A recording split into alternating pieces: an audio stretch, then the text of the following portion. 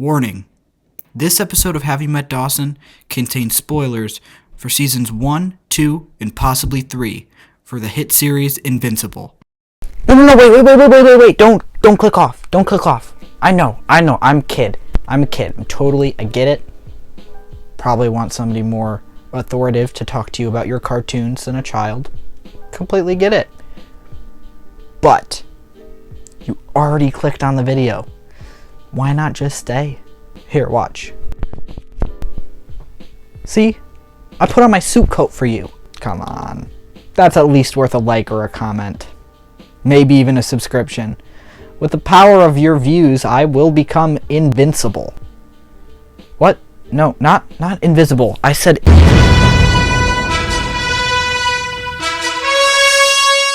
That's right, folks. This is a video on one of the best TV shows to come out of the past few years, Invincible. Now, I know what you're saying. Dawson, Invincible Season 2 ended like 4 weeks ago. Why haven't you put it out sooner? Why aren't you talking about this earlier? I get it, okay?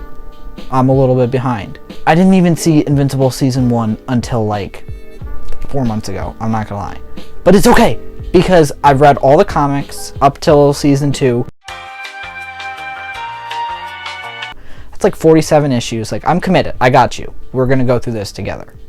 Be a little journey, just you and me. Start off in Invincible Season 1. I think this is peak superhero television. I'm not gonna lie, first 10 minutes of the first episode, a little bit slow. It's really just a parody of the Justice League, which I think is interesting. It has kind of good commentary on how basically all superhero teams are the same. They all have the smart one who doesn't really have powers, the Batman or the Iron Man. They all have like the America's Golden Boy, the Captain America, the Superman. It shows us these parallels, but it is a little bit tiring. So I'm glad that at the end of episode 1 we see Omni-Man absolutely destroy them. Like, wow. Without even a second glance, he just crushes them. It's crazy. Which, speaking of Omni-Man, Invincible Season 1 gives us a lot of Omni-Man and his character. Most of the season is spent around us knowing that he has killed this League of Heroes, the Guardians of the Globe, and no one else really knowing. And it's about Mark, the main character, finding out, and his mother, Omni-Man's wife, also like uncovering the mystery that the husband that she knows is not who he really is. He is probably my favorite villain I've seen in a while. That's a big statement. My favorite comic book character of all time is the Joker. It's my favorite villain, hands down. But that being said, Omni-Man, he cuts it close. Like, he is a really good villain, and it kind of takes the Luke Skywalker, Anakin dynamic to a whole nother level, because Omni-Man is actively Mark's father. Like, he was there for him, he cared for him, he lived this whole lie with Mark, and then Mark just finds out that his father is a terrible person who murdered like 8 of the world's biggest heroes, and then continues to murder hundreds of thousands of people in the Battle of Chicago in the last episode. And he uses Mark as a weapon. Mark has this superpower within a superpower in the show. He has a lot of empathy for people, which is what all great superheroes have. You see it with people. It's like Spider-Man, or people like Batman, or people like Superman, right? They hate losing people, even if it's no one that they know. And Omni-Man uses this to basically traumatize Mark. He uses Mark himself to kill all of these people, which is really, really dark. It's such a good villain move, and that's one of the reasons why he's so great. The way that J.K. Simmons voices him, especially in that last episode when he's about to kill Mark, like, you can feel the internal struggle. Like, what he knows what he should be doing, what he's led to believe his whole life, and what he's actually feeling on the inside are tearing him apart, and that's why he ends up leaving in that last scene. And it's just such a good moment. Hands down, the end of Season 1 of Invincible, that episode where Omni-Man and Mark fight, is by far one of my favorite episodes of television ever.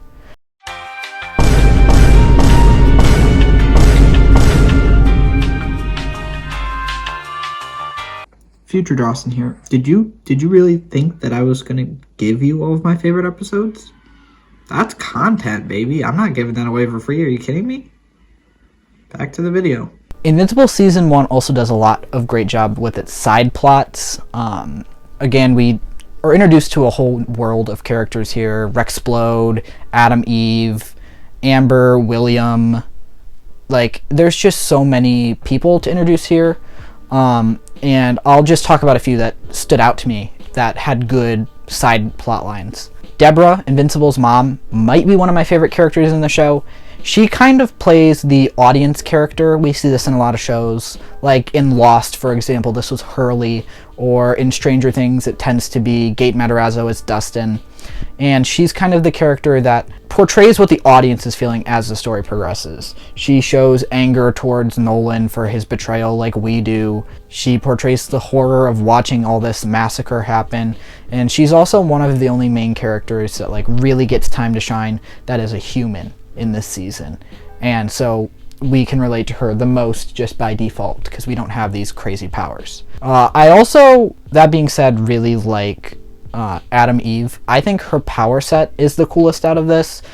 Just the idea of being able to make anything is really cool, and the way that she uses it I think is pretty creative. I like that she seems to be like a really strong independent female character. We don't see a lot of that in the superhero genre.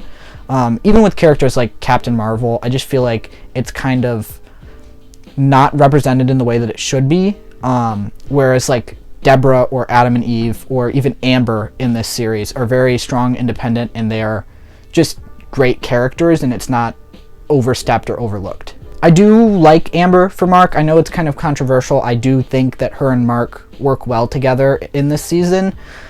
There are some decisions that she makes in regards of him being invincible that kind of just like, they confuse me. Like, I don't know why or what angle she was going for, but I think that she is actually a really smart character, the way that she confronts Mark and the way that she kind of like just tells him what's up.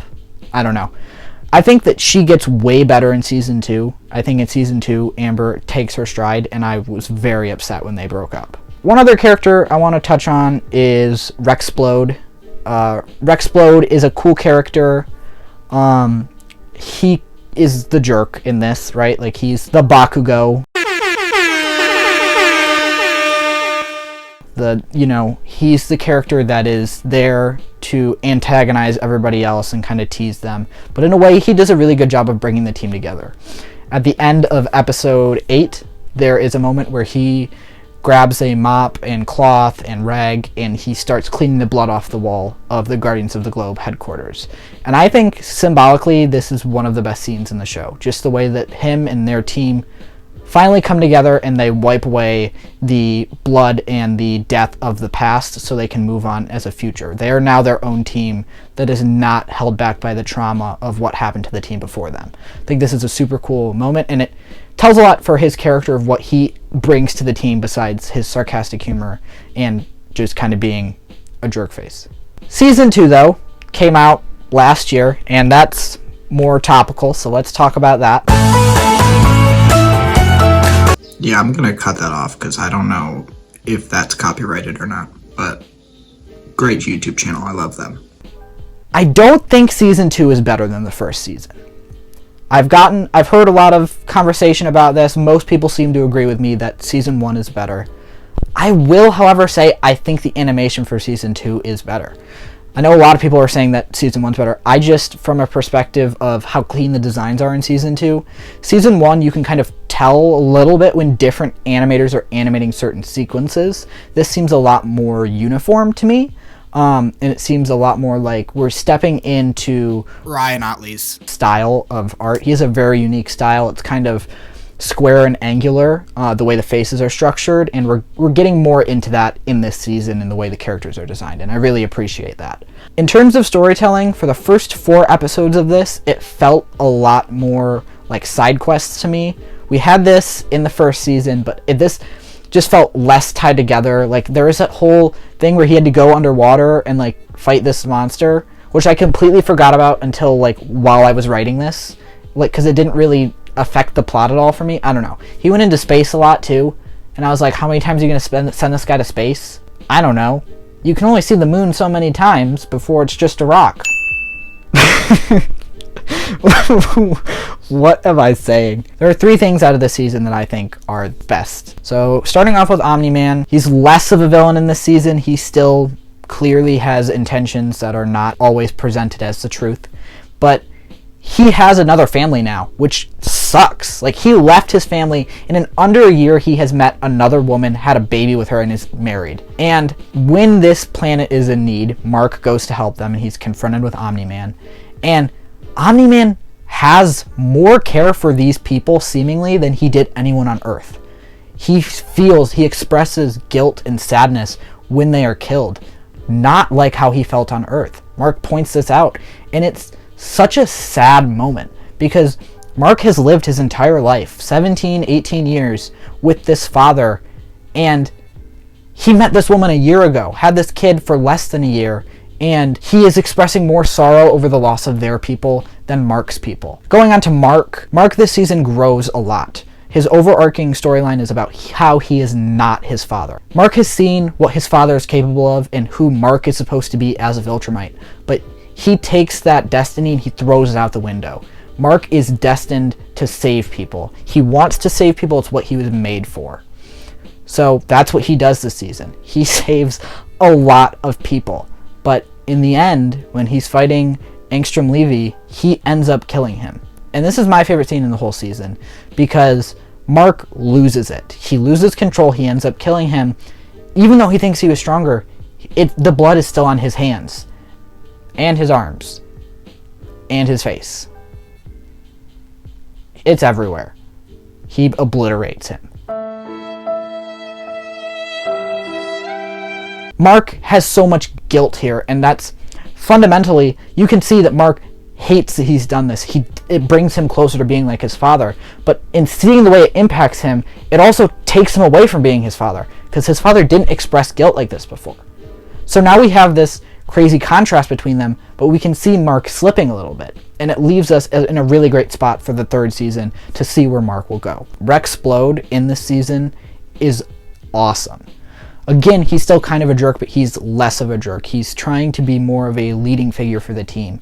And there's a scene in this show where he kind of is a little bit cocky, and he's leading a few of the Guardians of the Globe to take down Lizard King and his lizard companions. I forget what they're called at the moment. But they end up obliterating them.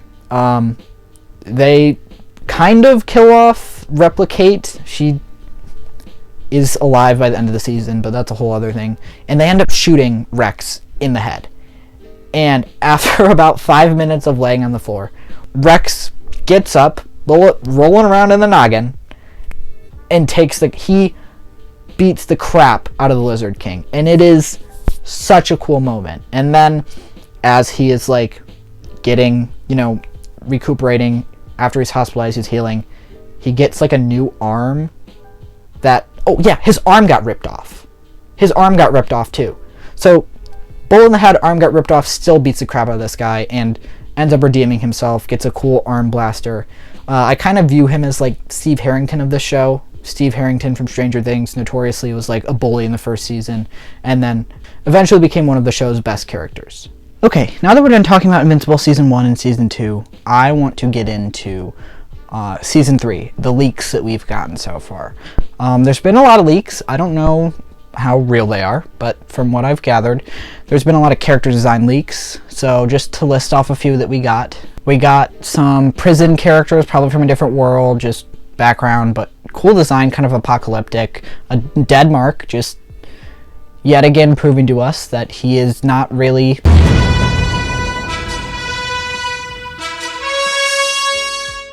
we also got suited up Oliver. He's going to take on the name of Kid Omni-Man, and he will be the new, like, Mark's sidekick almost. He's going to grow up fast, so he'll be probably, like, around age 13, 10 or 12, maybe, by Season 3 would be my guess. Let's see, what else? We got Mark in a cape. We saw this a little bit last season, I think. Cool design. We finally got that black and blue suit Mark. That's going to be awesome. That's in the comics for a bit, I think, and it's a nice change up from the blue and yellow. I like the blue and yellow better, but black and blue is really cool. We also got Mark as an only child. I'm kidding, but like, why would you give him that haircut? Why you gotta do Mark like that? Like, okay. We also got Viltrumite Mark, which looks sick, kind of terrifying. We've seen a lot of evil versions of Mark. I think this will be the worst. I think it'll be cool to see, that's for sure. Aside from these leaks, we can assume some other stuff about Season 3 just based off the comics themselves. One of which is a character I'm very excited to see more of. His name is Conquest. Now, just as a warning, I have not read any of the comic books past Season 2. I'm working on it. I gotta find them.